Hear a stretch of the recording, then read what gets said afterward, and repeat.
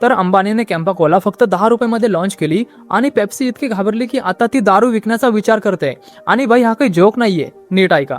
तर बघा, मागच्या वर्षभरात कॅम्पा कोलाने खूप वेगाने मार्केट कॅप्चर केलंय आणि फक्त 9 महिन्यात पेप्सी आणि कोकचा एकत्रित मार्केट शेअर 93% वरून 85% वर आलाय. बघा, सॉफ्ट ड्रिंकचा बिझनेस तसाही सीझनल असतो, मार्जिन फार मोठे नसतात आणि त्यात आता कॅम्पा कोला सारखा प्लेअर आलाय आणि कुठेतरी पेप्सीला समजलंय की या गेम मध्ये पुढचा प्रवास सोपा नाहीये. म्हणून वरुण बेवरेजेस, जी भारतात पेप्सी पॅकेज करते, ती आता अल्कोहोल सेगमेंट मध्ये उतरण्याचा विचार करते, म्हणजे रेडी टू ड्रिंक कॉकटेल्स. थोडक्यात सांगायचं तर कॅन मध्ये येणाऱ्या अशा ड्रिंक्स ज्या आधीच मिक्स केलेल्या असतात आणि थेट कन्झ्युम करता येतात.